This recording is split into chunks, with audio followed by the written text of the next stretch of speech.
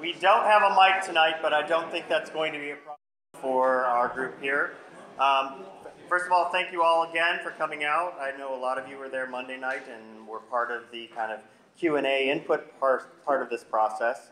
Tonight's going to be more of just a presentation. And I want to preemptively say nothing of what you're about to see is a dogmatic representation of Brooksville's future. It's just about presenting ideas as to what we can be. And they're going to talk about some recommendations at the end of this presentation for us as a community as to where we need to go as we move forward. There's a lot of fancy words that architects and city planners use, and things like master planning, transportation study, and all of that kind of stuff. And they're going to be making those types of recommendations for us as we move through this process. But I want to thank the Women's Club for allowing us to be here this evening. They did donate the space to us. So Georgia House is somewhere in the audience over here. She's the club manager, so if you ever are interested in bringing to this facility, they would be happy to accommodate you. So see Georgia, and we also have Jude Simpson with us this evening. Past president, I think, currently treasurer. Thank you, ladies, and please express our gratitude to the entire board of the Women's Club. And just a brief introduction again. The team that we have with us one is Randy Wilson. He is an architect living out of South Carolina, but has worked nationally with the Main Street program in communities all over the country. So his perspective on this process is actually quite valuable in the decade, 20-some years you've been doing this now. And we also have Andy Kalback, who is now living in Maine. And he's very sad that he came to Florida and it was not very warm. I didn't bring a jacket. Andy's expertise is in landscape architecture and dealing with infrastructure, streetscape planning, and that kind of stuff as well. So. But without any further ado, I'm going to let these gentlemen take over. Please give them your attention. I think you're going to like what you're going to see. So, thanks, Brian. All right, a couple things really quick. Number one, before I kind of give you thanks and shout outs and all that kind of good stuff, is we're recording this. And so everything you see and everything you hear within reason, we're going to record it, and when we're finished, we're going to upload it to YouTube. So if someone that you know wanted to be here but they couldn't, we will provide Ryan with that link, and so you'll be able to access this presentation at any time in the future to both see what we show and to hear what we said. Okay? Again, I want to echo Ryan's sentiments. Thank you so much. I mean, the turnout between Monday night and tonight has just been phenomenal.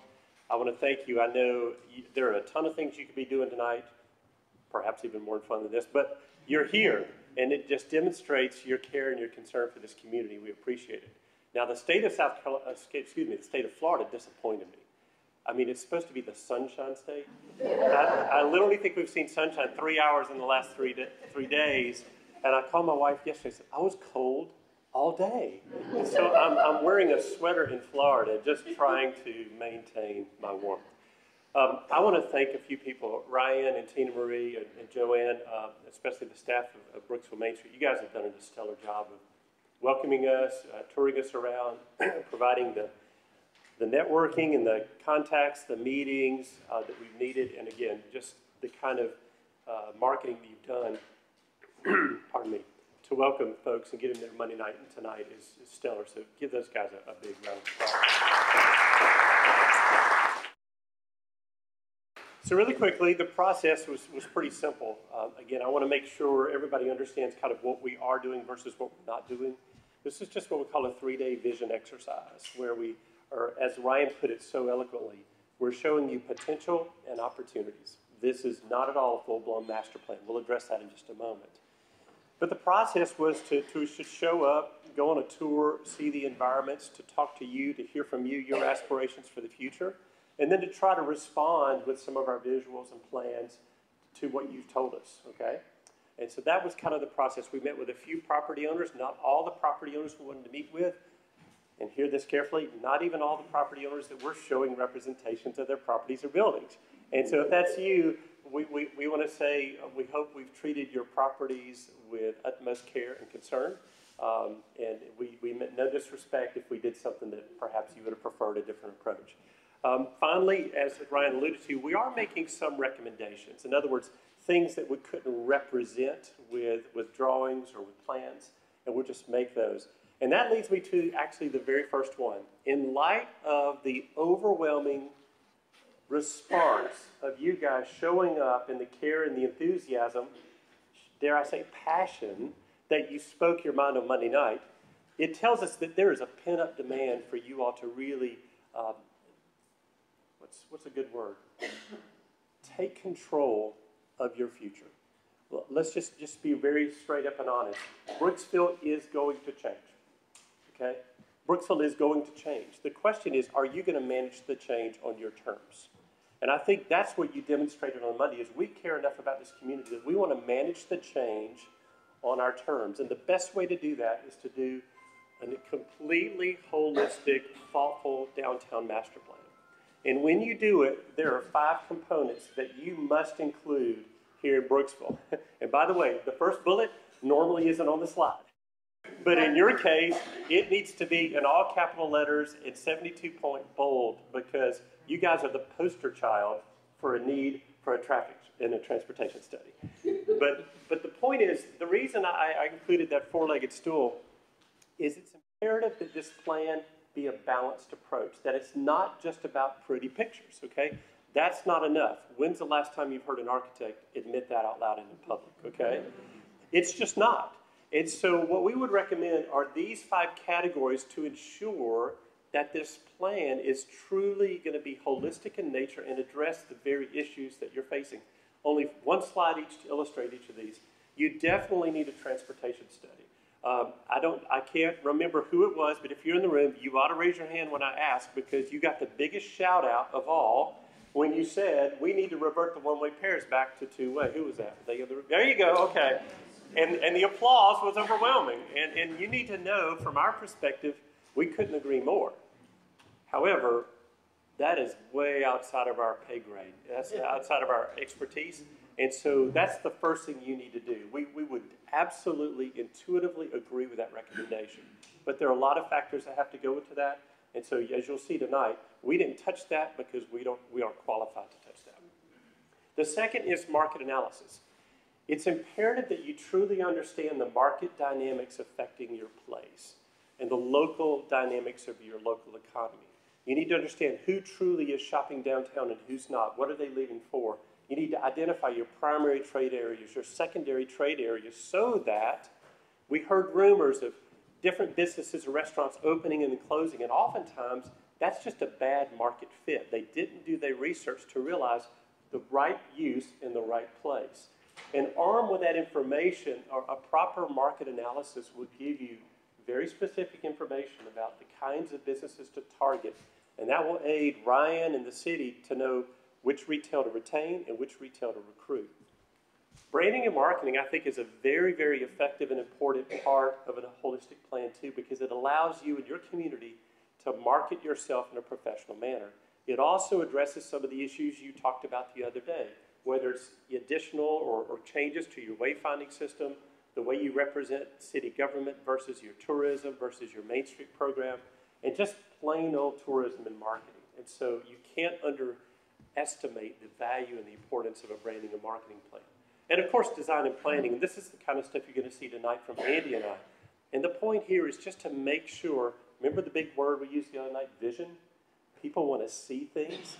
And so whether it's in plan view or in photographic before and after views like at the bottom, or a 3-dimensional model, I don't care what you use or the firm you hire does, just make sure they fill this plan with copious visuals. People get tired of reading words. Sorry, but it's true. Pictures and vision inspire people, and so make sure your master plan is chock full of them. Make sure you have a very thorough and thoughtful implementation strategy. Now, this is just our team's philosophy. Other teams may have a different philosophy. But our philosophy is, if you can't consolidate all of the recommendations, or I should say the key recommendations of a master plan on one sheet of paper, talking about responsible parties and timelines and funding strategies, you're going to have a hard time implementing that plan. And so we would recommend a thoughtful implementation strategy. And lastly, is make sure you celebrate that and not just privately. Oftentimes, cities and towns commission these plans, and then you never see the reports, right? Not tonight. You're going to see everything, and we're going to make it available online. But we would also recommend, when you hire this team, is perhaps even consider a poster, a visual poster of your intended outcomes. We've done these in various places, and we have the local merchants put them in their windows so people get inspired and they see what this community is shooting for. And it really becomes great for the city and the Main Street program.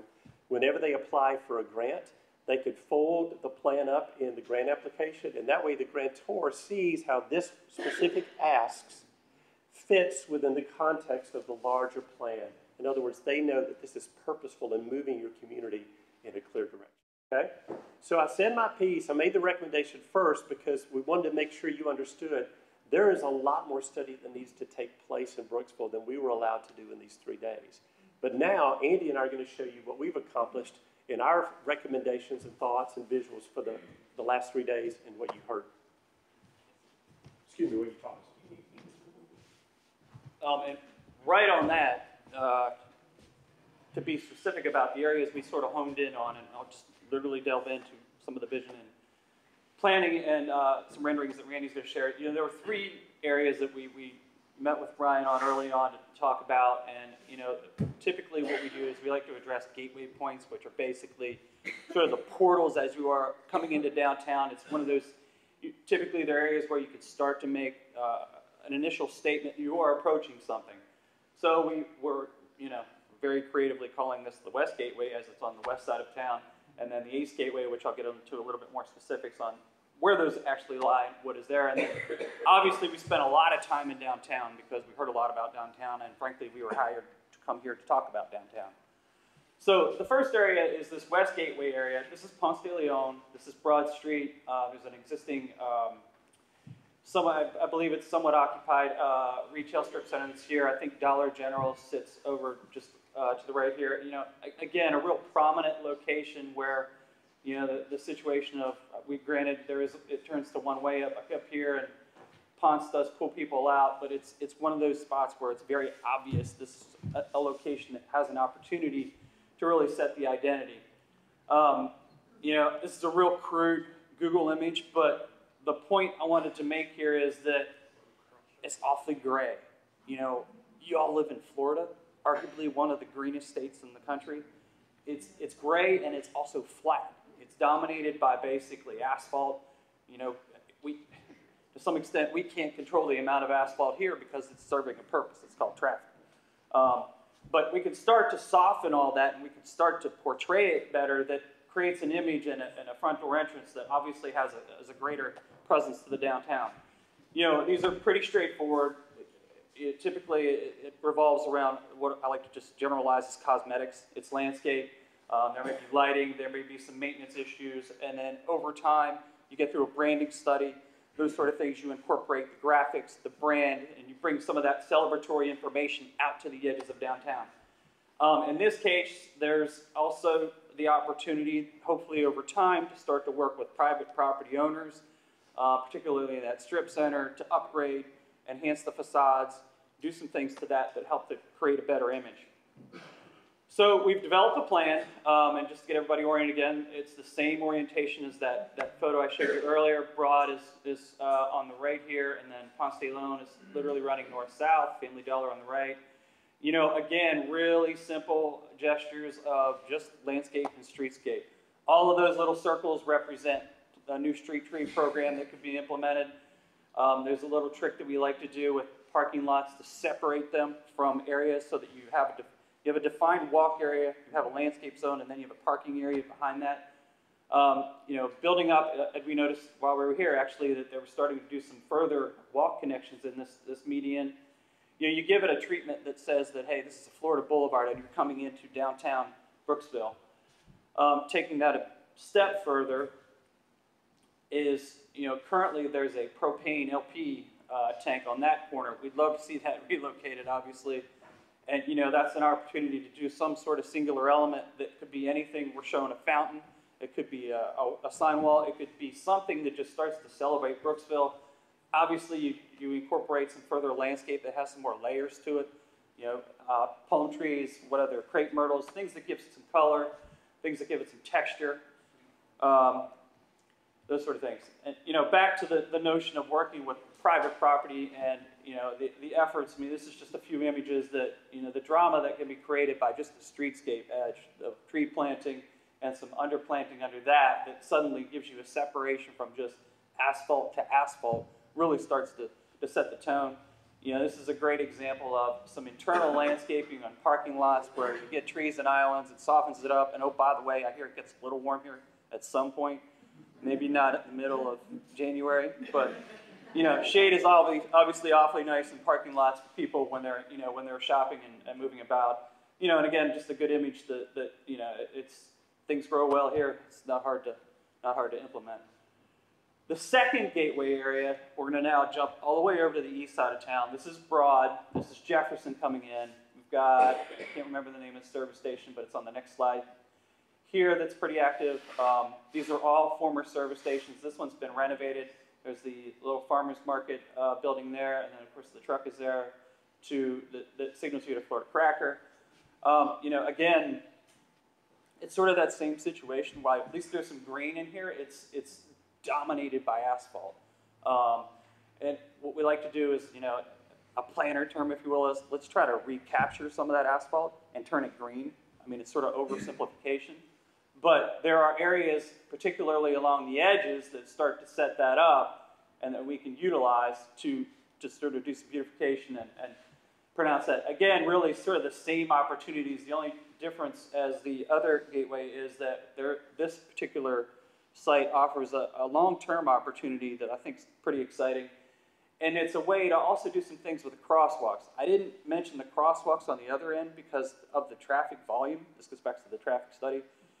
There are actual reasoning behind what kind of traffic or what kind of crosswalks go in certain locations based on the quantity of traffic and also liability. So for instance, while we'd love to show crosswalks at every intersection, there may be intersections where it's just too dangerous. In this particular case, where there are existing walkways, there are things you can do with crosswalks to kind of take them up a notch. Again, this is Jefferson coming into town on the north end, Broad, east-west. Marathon Gas is here on the corner. And really, it's about taking a small slither of land that could be as minimal as 5 to 8 feet and starting to pull some landscape up to those edges. Get some trees, get some verticality in there so that you start to frame a space that when you move through it, you're like, oh, you've got a presence about it, and that people start to feel like, oh, I'm arriving into something. We've taken some space here out of the asphalt parking lot on that site to give it some green while working in and preserving some parking, obviously putting some green around where the farmer's stand is sitting right now. You know, throughout, and which you will see, just a general note on all these drawings, these areas that you can see that are sort of a celery color on the screen that are hatched, we're trying to put an emphasis on existing trees in the downtown. Obviously, where you've got live oaks like this, it's a one-of-a-kind thing. Not a lot of, there are only a handful of states, obviously within the United States, that has a tree canopy like this. So wherever possible, we're trying to highlight that as an amenity and try to preserve it as much as possible. So longer term, back up, the existing service station, or I believe it's an auto care center that sits here right now, if that were able to be relocated or acquired, it offers a situation where there's a chance to pull some new development back. This would be infill development that would frame a new park space that could also serve as a front door to the May Stringer House.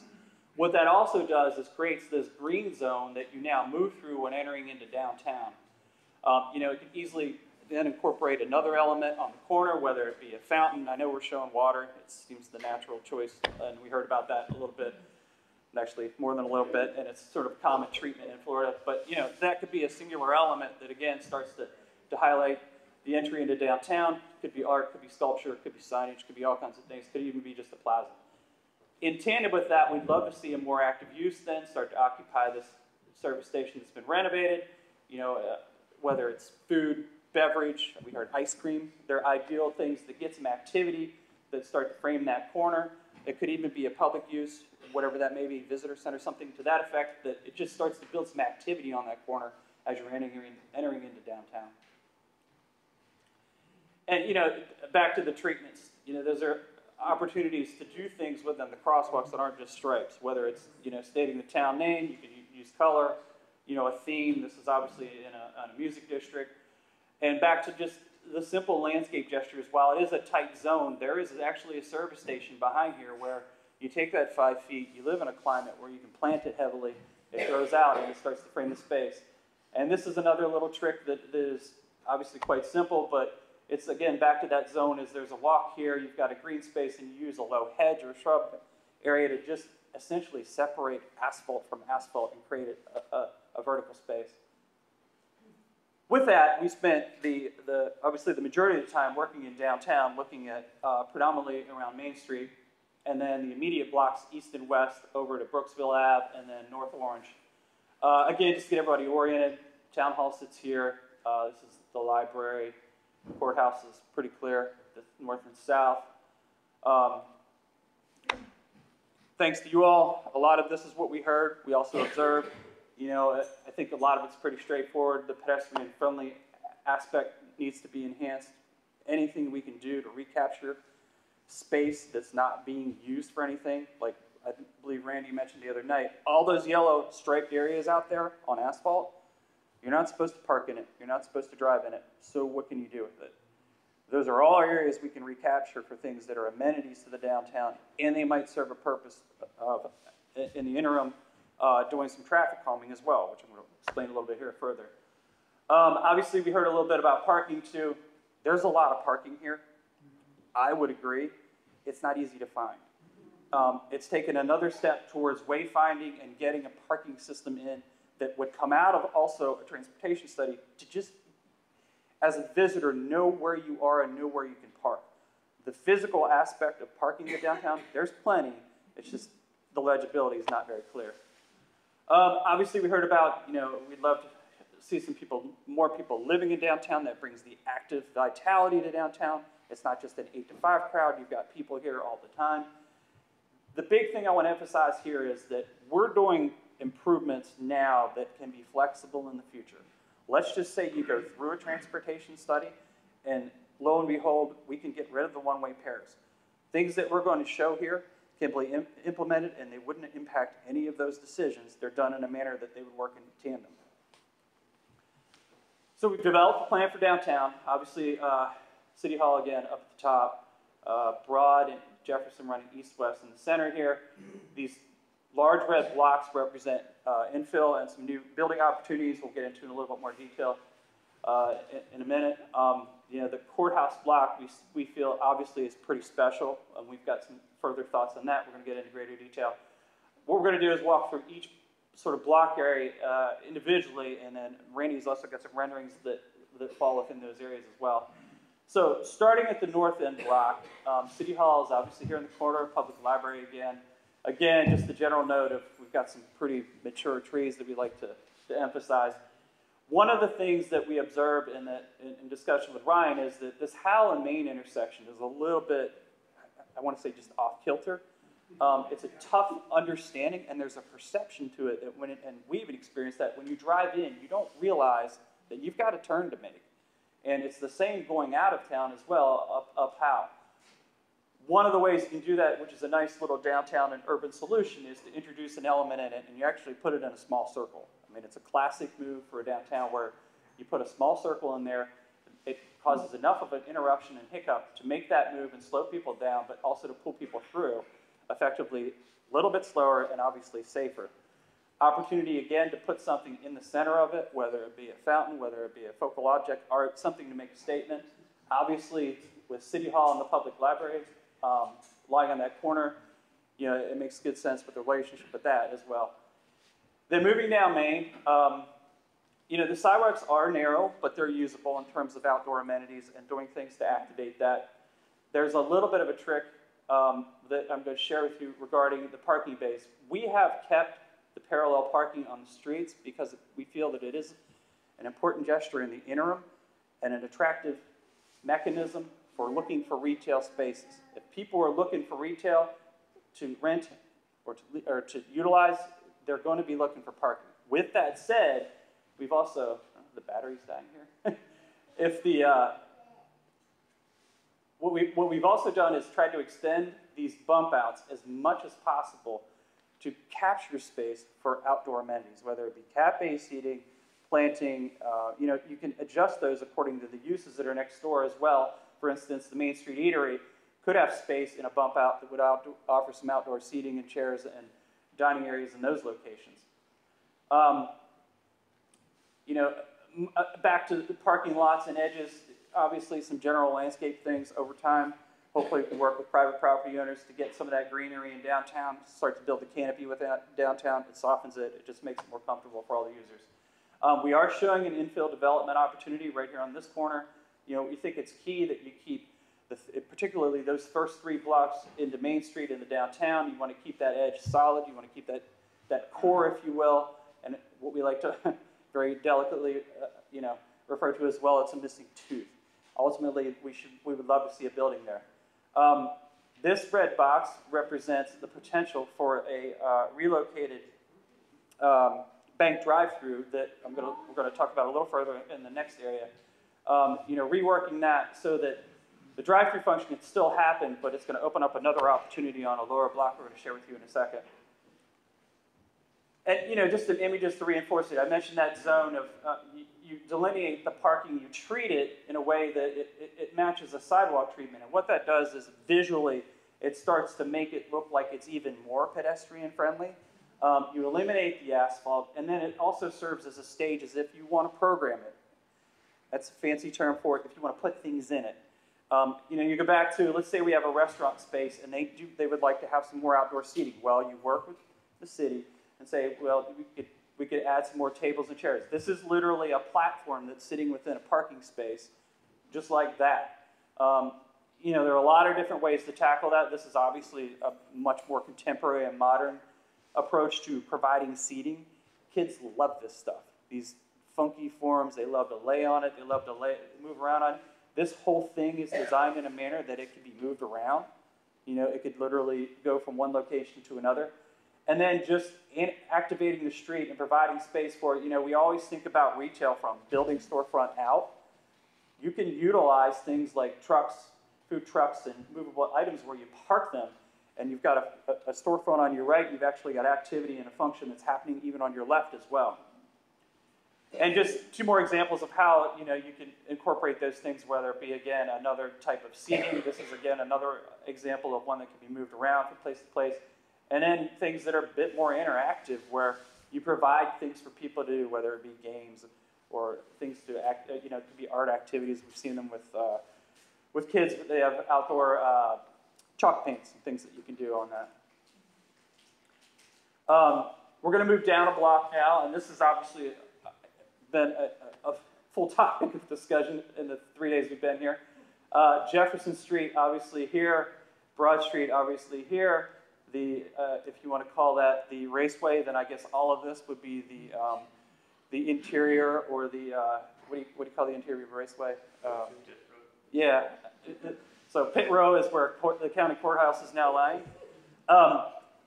You know, as Randy mentioned, there's no doubt about it. If these could become, again, 2-way streets, that's tremendous. I mean, I'm an urban designer and urban planner. The first thing that we want are 2-way streets in every downtown. Doesn't work in every downtown, but given the traffic volume that's here, there was a reason that it was done, but it may be time to revisit that reason, hence the traffic study. I'd love to be able to tell you that they should come out today, but that's just, as Randy mentioned, way beyond my pay grade.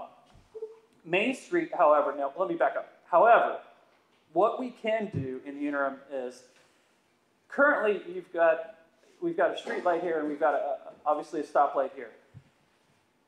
Treatments that have been made on Main Street over time, including the bump out spaces that exist today, are great. Those are definitely mechanisms to start to scale down the street, to start to make a presence, so that when people are coming through, hey, you're coming to a place, A, you need to slow down, B, there are going to be people present, and you need to understand that you're now within a downtown space.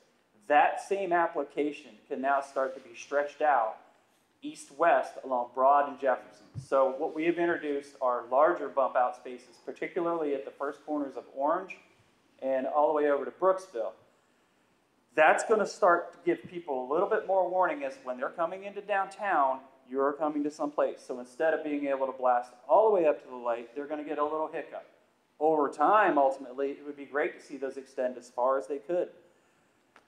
Bottom line with these are the type of improvements that can happen if and when these go to two-way traffic. They don't have to change. The only thing that's going to change is striping and direction on the roadways. And in the same effort, they would provide the same benefit at that point.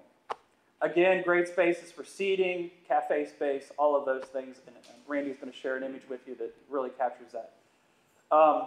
Back to Main Street, you know, we heard a little bit, do you close it, do you not close it? I'm not sure what we would gain by closing it.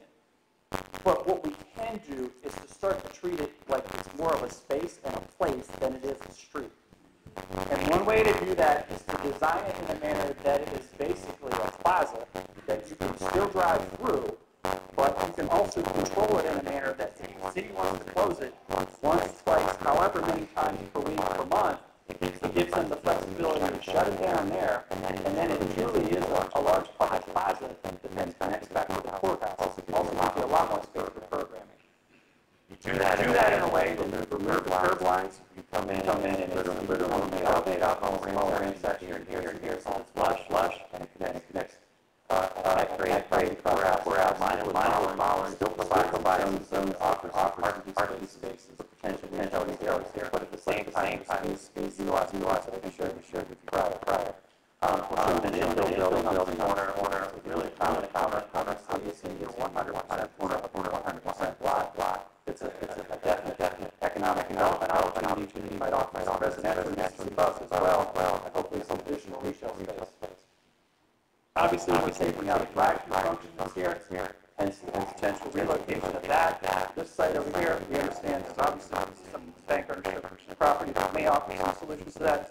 Maybe this is the best solution. If this is an opportunity, maybe it's not. There may be some flexibility in looking at where that can happen.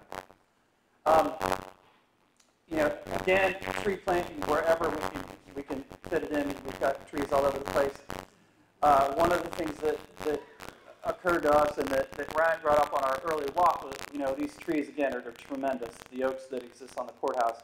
It might be about time to have or get a arborist in here to take a look at these trees.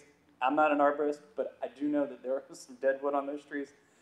They can be, it can be a hazard. One of the ways that we've worked in many courthouse squares with these classical trees.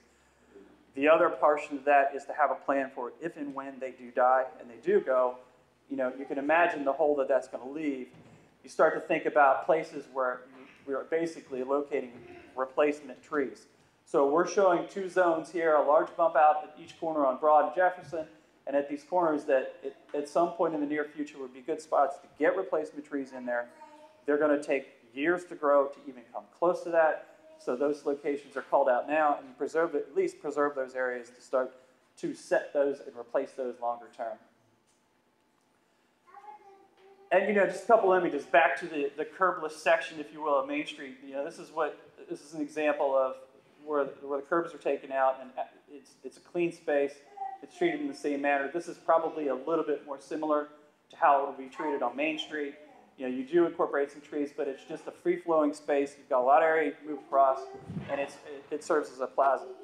The one item I didn't mention was the Jefferson and Broad Street intersection. Obviously, you know, we've heard that there have been incidents, and there is obviously a safety issue as well. One of the challenges with that is that, let's say you're going to cross. Let's say you're going to cross from Main Street Eatery and go to the courthouse. You've got to make two movements. That also means you're moving into turning traffic, and that's where things can happen. People don't see you, you don't see cars, those sort of things. One of the ways to address that is what's called a scramble, in which there's a time period where both lights are red, and you're given the opportunity to walk diagonally across the street. You know, these are two examples. I know the aesthetics aren't probably quite what we're after, but the point is, you know, you have the opportunity while that light is in that time period to then move diagonally. It gets people from point A to point B quicker than they would had they walked both directions and hopefully in a safer manner. Of course, that still has to allow for, well, one light is going to be green while the other is red, and then you go back to movements that are more traditional. So what we decided to do is try to illustrate, I think Andy's previous slide, those photographs start to foreshadow for you kind of what the look of this new street could be, and just turning Main Street into a place. What we want to do is show a photo illustration that might show it both ways. Especially, we're going to show an infill building, but again, when you look at all the streetscaping gestures, that could work whether the new building came in or not, all right? And so we're going to go back and forth a few times just to highlight some of the features that try to illustrate what Andy showed in the plan. And so you can see now in both the intersection itself as well as all of Main Street, they achieve a textured or a paver surface. And as a result, you can see how even already it's beginning to read like a place as opposed to just a street. There it is again, just so you can see it before and after. And again, that can happen whether or not this building goes here or not. But the advantage of the building is you can see it kind of completes the block, it completes the street, it defines a space. And these larger trees, again, do a great job of both dividing the space as well as casting shade and shadow. Here you can see the bollards that would separate the walking zone, which was heretofore would be the sidewalk, versus the parking area. And again, just beefing up the landscaping and the flowers. We heard that repeatedly on Monday night. Any place where you have an opportunity, let's build that up. And just the introduction of simple banners and colors, it's a quick and easy, affordable trick to introduce color into the landscaping. So one last time, kind of the before and the after. And so the last block, if you will, is the lower portion. The lower portion of Main. Broad Street is at the top here. Liberty is at the bottom. Patricia's is on the corner. We're obviously, kind of down here a little bit. Really, it's a replication of the same sort of treatment we talked about in the upper section of North Main. That little trick with extending the pavement into the parallel parking areas. Again, trying to capture as much bump out and planting space as possible, especially at the corners. If there's an opportunity to pull some rising sun tables out into that bump out, that's an opportunity. Other areas might just be pure landscape and that sort of treatment. We'll come back to that in a second. And then again, sort of anchoring that street, if you will, those 3 blocks by carrying the paving across the intersection. It's a good tone setter, again, as you're coming into downtown from the southern edge. The last piece that I didn't mention on Broad or Jefferson is that these blue lines, which are a little difficult to pick up, but that's incorporating the future bike connection. Basically how these work, it's no different than how it's set up on Broad Street now, that it'll be a dedicated lane, but at some point it will terminate, and then it goes into what's called a share-o. Basically, the bike shares the street on Main Street then with the vehicles. Ideally, that's a great opportunity to pull people into downtown, hopefully get them off their bikes and walking around, and maybe they'll spend some money. Anyway. So to illustrate, as Andy alluded to, going up and down Broad and Jefferson, you have all of these areas like this where you've got the orange, yellow stripe. And so it's obviously clearly intended not to be parked on or driven on, but really we aren't taking advantage of them. And one of the fastest, well, that's a poor choice of words, one of the best ways to slow traffic down is to put an impediment. What's going to slow traffic down faster than anything is the driver thinking they may hit something. And so to the degree that you can pinch the street and put things there, but if we're going to put things there, let's make sure they're attractive and they work for us as opposed to the motorist. The kind people at Mountaineer Coffee, I said, could I show a landscape, installation out front? They said, please, we would love to have that. And again, the thing of the advantage is so far, not only have we introduced color, we probably, especially if we've done these repetitively leading up to Main, started to slow the traffic up visually, even independent of posted speed limit signs. Now, these brave souls might just drink a cup of coffee outside because cars just aren't right beside them in their business. And of course, we want to go ahead and plant these trees. And I don't know if there's an arborist in the room, but does anybody know the best time to plant a tree? That's exactly the right answer. Very good. But this is what they would look like even farther in the future. Is like once they grow up and become fully mature, Now each of these little pop-outs become their own sort of place and space. And all of a sudden now I think this coffee shop has this opportunity for a really exciting sort of dining opportunity right outside. And it has the added benefit of calming your traffic. Anything you want to say about this slide? Well, just real quick, I mean, the bump outs, we heard the landscape, bump outs, landscape, and I'm sounding like I'm preaching landscape a little bit too much, but there are other ways to address them. You know, in a lot of communities, they do it seasonally. Obviously, you have a bigger advantage than that because your season can be 12 months a year. The image on the left is actually a rain garden. So there are ways to theme them. For instance, on South Main Street, you've obviously got some grade as it drops off and goes down to where we are now. There may be certain areas where you just can't do seating or benches or things like that. So you can do displays, greenery, you know, whether the garden club sponsors it or things like that. Something that's a little bit more interpretive. So just a couple more images to show that intent. Thanks, Andy. So before we get to kind of some purely architectural designs and recommendations, I actually want to start here, and I'm going to say a quote that you probably have never heard an architect say out loud and meant, but I'm going to because it's the gospel truth. And it goes like this: experience and environment trump architecture every time. Environment and experience trump architecture every time. I can think of some of the best places in the world with the best architecture. I can think of some of the best places in the world where the architecture is mediocre, but if the landscape is exciting, if it's vibrant, if there's lots of dining opportunities, if there are lots of shopping opportunities. Where I'm from, Greenville, South Carolina. Anybody been to Greenville? Good, I'm glad a few of you. And I apologize, I don't know your Florida towns. The architecture in Greenville is okay. It's not great, it's just good. But no one gives a rip because there are 80 restaurants in about a 10-block area. Because there's all of these custom niche boutique shops. And it's because people are having such a good time inside, outside, in this beautiful, lush environment. I hate to admit it, you don't even notice the architecture. And that's okay. So this is what this architect's man enough and honest enough to admit.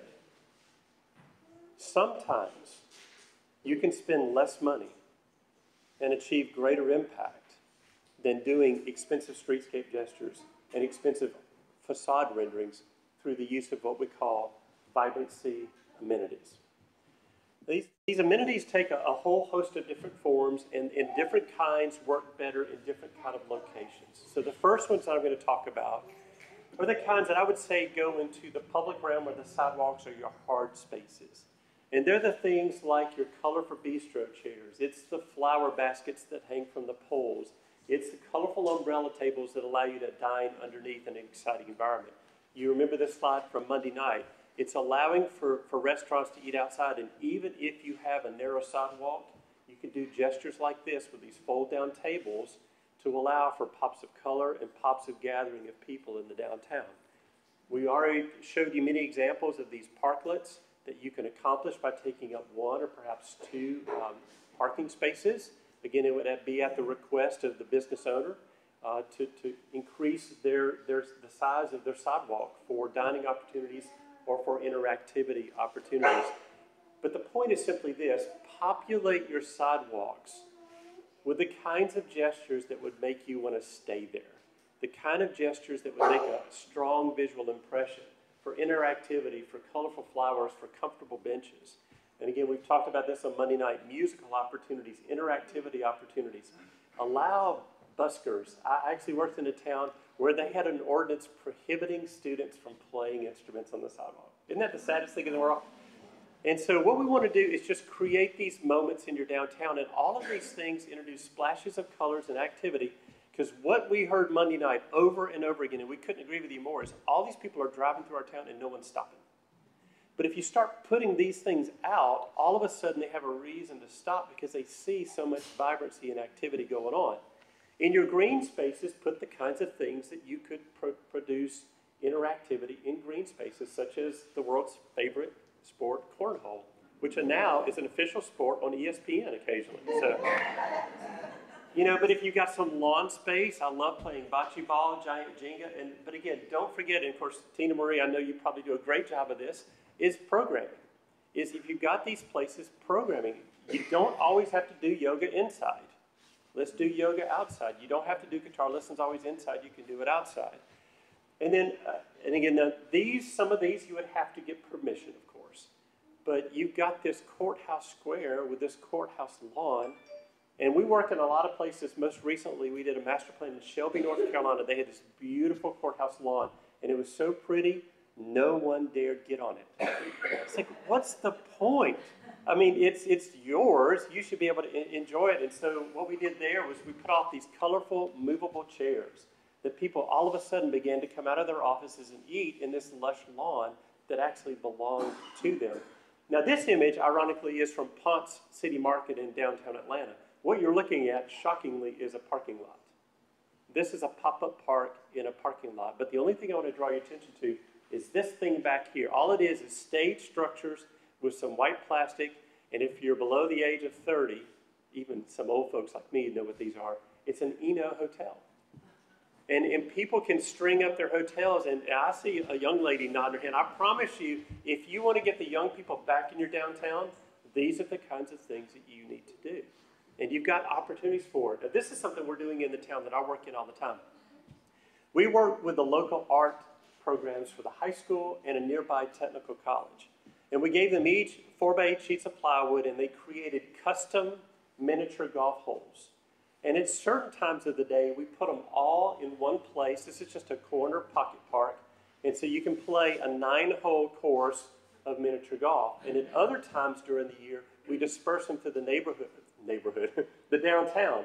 So you go from block to block to block to play different games. And you can see how they each have sort of a different characteristic to them. And so every block, if you've ever been to Greenville, their gimmick is the little bronze mice. There's the Goodnight Moon book on the fountain, and then you have to go through downtown to find the 12 mice that are distributed in the downtown. This is our little gimmick, that you can play your way through downtown Lake City with this miniature golf. So I would just strongly recommend those in one of 2 or 3 ways. Number one is the city and the Main Street program can just do these for you. That would be great, but I kind of like a cooperative approach. The second approach is you do it as sort of a grant.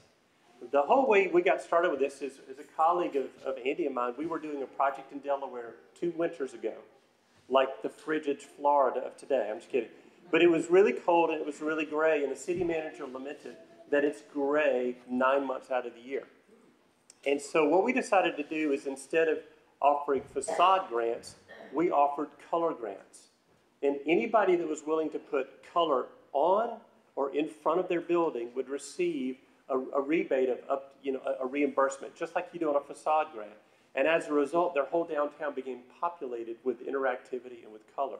So you can do this just initiatives of the city or the Main Street program, or perhaps their grants that you work with local businesses that do installations in front of their property. But this would obviously be an incentive, or an amenity that would be done by the city itself. You've got a great water tower in the southern landscape that's typically flat. These are some of the first things you see on the horizon as you come into downtowns.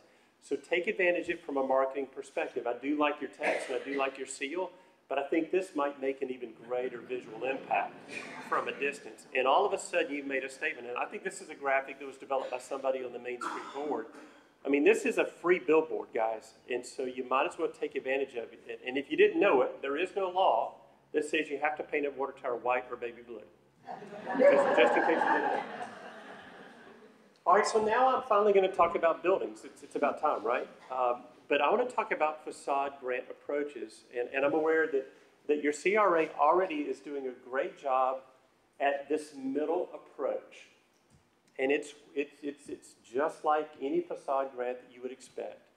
You propose a body of work, you propose a budget, you do the project, and you're reimbursed a certain amount up to a limit. Okay, that's the way those work. They're very successful. They've been used thousands of times around America, and they're fabulous. And if you want to keep doing that, Bill, go for it. Did I get your name right? You did. Okay, good. I was hoping I got it right. But what I want to do is just quickly just give you some options. And one option is going to be easier and cheaper, and one option is going to be harder and more expensive, but at least then you'll know what your options are, okay? And so the first one is what we call a facade component grant approach, and the key word is component. And now I'm about to date the age of the audience to see how many people have heard of and ever played with a Mr. Potato Head. There we go. These are my people. These are my people. All right. So the easiest way to think about this facade grant approach is Mr. Potato Head. The potato is the building and all the things that we stick on the potato head. My favorite one was always the big nose. Maybe yours was the sunglasses. Those are the components that we stick on Mr. Potato Head. Well, with the building, it's the same way. You've got this shell of a building, a structure. Sometimes it's brick, sometimes it's stucco, and we apply these components on it. The doors, the windows, the paint, the signs, the lights. Those are all the components that make up the facade of our building. And so in this grant approach, it's probably now self-evident, you offer one or at the most two specific components in a gear, and that's all you offer. Okay, so example, maybe in 2019, all you offer is a grant for signs. 2020, you offer a grant for paint or for awnings or whatever the key elements that you feel like you need in downtown Brooksville. Now, here's the advantages and disadvantages. First, it simplifies the decisions. For the property owner, sometimes you can offer all the grants you want to do their facade, and they aren't going to take you up on it. You know why? They're intimidated. They don't know what to do. I have no idea what to do with my building. This simplifies the decision. Do I need a new awning or not? Yes or no? Do I need a new sign or not? Yes or no? It simplifies the decision-making process for the property owner. It also allows Bill's well-earned money to go farther. Okay, instead of, I'm just going to use round numbers. Let's pretend the grant typically is $10,000 per building and you have $40,000. You can only touch 4 buildings per year. Whereas in this approach, you can spend a lot more money on a lot more businesses. So more people get to play. Oh, that's the point, more participation. And the other thing is it enhances creativity. Think about signs. If you only budgeted $500 for your sign in your building, but now you're going to be matched by $500, a $1,000 sign looks a lot better than a $500 sign, and so you can enhance creativity. The only drawback, the obvious drawback, is it's going to take you longer to do everything on every building that you want to. Now, believe it or not, that to me is not a problem, and this is why. And Bill, I'm going to make your night. The purpose of an incentive is not to give away money. The purpose of an incentive is to stimulate private sector investment. And so the fact that we're actually prolonging the amount of time gives the private sector time to catch up with the public sector investment. And so I think it's a pretty good strategy. Here's some illustrations. Beaufort, South Carolina, 3 years ago, they just did an awning. They installed 40 brand new awnings in their downtown. And the beauty is, trust me, when you place an order for 35 awnings with a company, you're going to get a discount. Okay? In Beaufort, Conway, what we did was a slip cover grant. And I want to tell this story. It's going to take about 3 minutes, but it's worth it. I don't know if there's a building that looks that bad in downtown Brooksville, but I will tell you this. The reason that that building looked like that was not the reason we probably guessed. I'm not going to put you on the spot, but I bet if I poll the audience, what do you think about the person who owns that building? You'd think, oh, that person, they're terrible. They don't care for their property. They don't care for the community. That is not at all what the problem was. He was just scared. He bought it later in life in his 70s, bought the building, and he didn't know, A, how hard it would be to pull, that's called a metal slip cover, how hard it would be to pull it off. He didn't know what would be there underneath, and he didn't know how much it would cost. You got it? So it wasn't a matter of not willing, it was a matter of not knowing. So I walked with him up to the second floor of his building, and I could see all of the windows were intact. I could see all of the architectural detailing. So I prepared a rendering. He was so excited, he says, I'll do this next month. And sure enough, you can see the end result is even better than my rendering. But that's not the best part of the story. Paul Harvey now for the rest of the story. So the city used this facade component grant approach and offered one-time grants to remove your slip cover. And so these 5 buildings, now here's the thing you need to know. This is their main. And those 5 buildings, 1, 2, 3, 4, 5, used to be covered with that, and you can see it being removed here. That to me was one of the wisest investments that city ever made. 5 component grants to remove 5 slip covers and an overnight transformation of the key properties on their main street. In Hartsville right now, they're doing a sign grant. You can see, look at the creativity of these signs. If you double people's budgets on their signs, all of a sudden you can now accomplish far more creative signs than you could expect. All right? We're going to be very quick on this one because it would take special circumstances to pull this off. But I at least want you to be aware of it. It's called the facade master plan. There's only one downside to this, and it takes a lot of money to pull it off. I would humbly suggest no less than $200,000 and ideally more.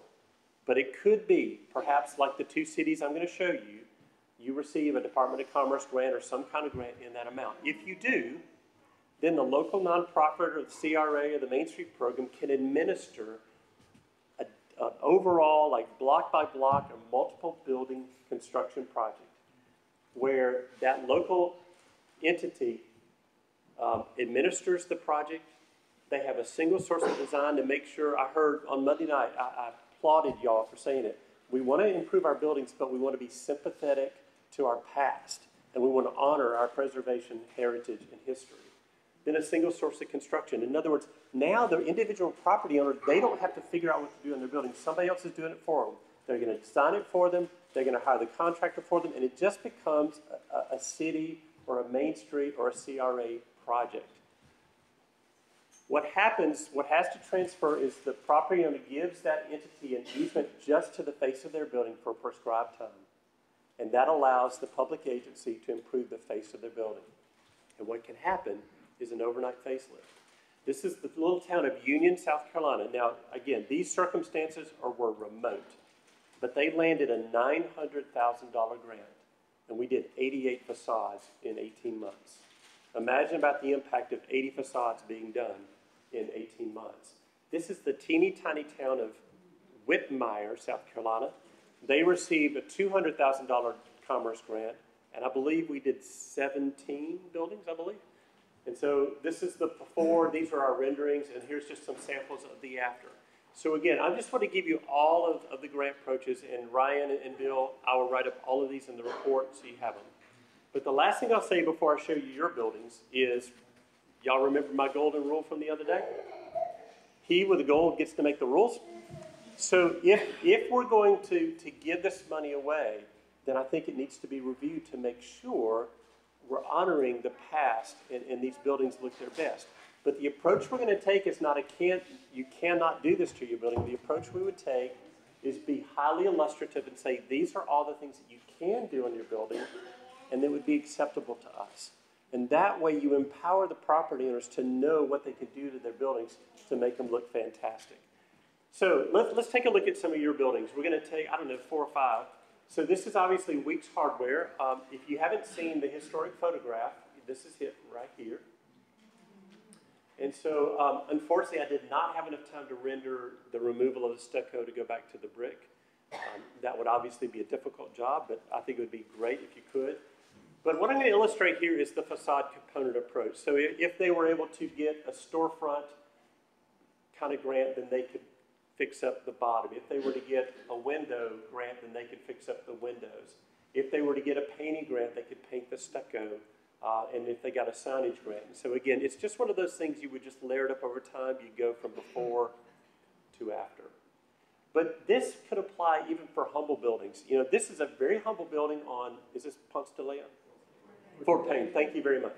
Right across the street from the park. And so I just wanted to demonstrate the power of simple gestures on humble buildings, and especially given its relationship to the park, some uses that might be strategically ideal for it. And so painting it kind of more of a charcoal gray color. Again, yoga, given the fact its proximity to the ladies over there doing belly dancing right now. So I know you've got an active female base in your town, and so yoga would be great.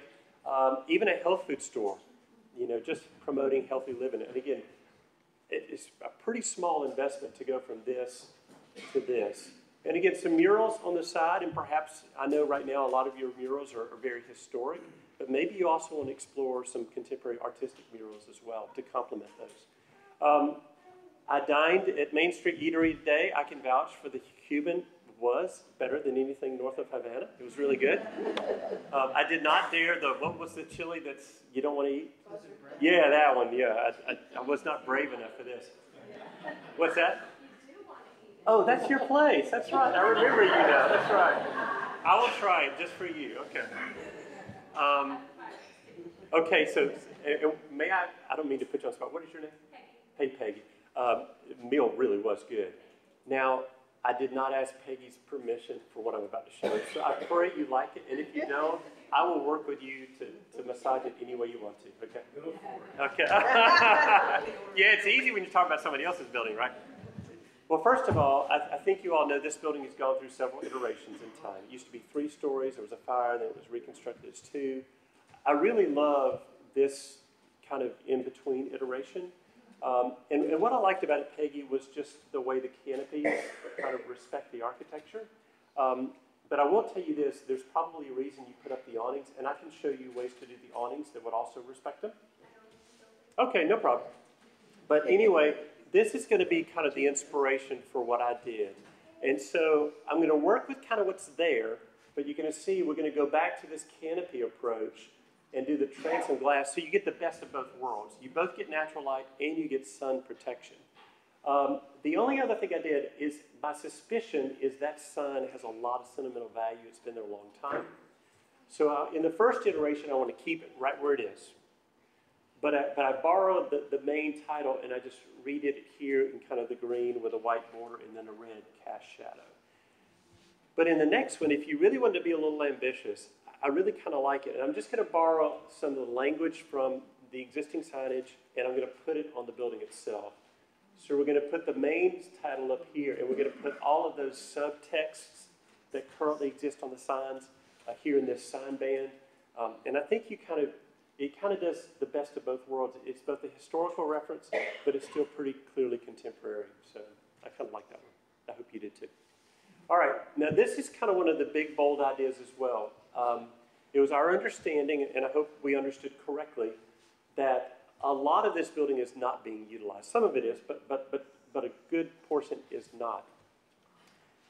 As Andy alluded to in one of his plans, he showed the relocation of the drive-through that's currently right behind me, taking the photo, to over here on the end of this building because there's plenty of room in the parking lot. And what that would allow SunTrust to do is kind of consolidate the portions of the building that they do use over here to kind of this area of the building. And if they so chose, they could redevelop this property to introduce a lot more retail on the first floor, and then it's up to them what they want to do with the upper floors. Professional offices, loft living, it's entirely up to them, obviously. So what you're going to see in this next iteration is keeping SunTrust here and then kind of a redevelopment of the rest of the building into what we're going to call the Main Street or the Emporium. And so, you know, by toning down the paint color, all of a sudden it doesn't feel quite as large and massive, if you will. I'm just going to be honest with you guys. I ran out of time. I wanted to kind of remove some of the green granite from the base, but I didn't have time. But that's okay. You can see if you add these storefronts, you know, kind of every other bay, all of a sudden it really doesn't matter. The green almost just kind of becomes a complementary material. But you can see we kept all of the original paint colors from the previous iteration on SunTrust, so their brand remains intact, and what people have become familiar with remains familiar to them going forward. And then you can see that this is foreshadowing. Obviously, if you turn to the right, in his plan, in my rendering, full brick pavers in here, and then full brick pavers on Main Street again to try to change the appearance of Main Street from being a street to a place. So one last time before and then after. Let me tell you what happens next, and we're going to turn the floor back over to you again. As I mentioned, we're going to upload this presentation, both what you've seen and what you've heard, to YouTube, either tonight if I can stay awake long enough, or tomorrow at the latest. I'll provide Ryan with that link, and I'll let you distribute it as you wish. And that way, anyone who wasn't here can see it or hear it. A couple of weeks from now, we're going to deliver to Ryan a final report that includes the graphics you've seen, as well as a description of a lot of the recommendations. And that way, you'll have those to digest going forward. So with that, again, I just want to thank you so much for your time and your interest. The percentage of turnout from a public participation on Monday and Wednesday night, you guys are off the charts, and you should be commended for that. But I want to turn the floor over to you now, and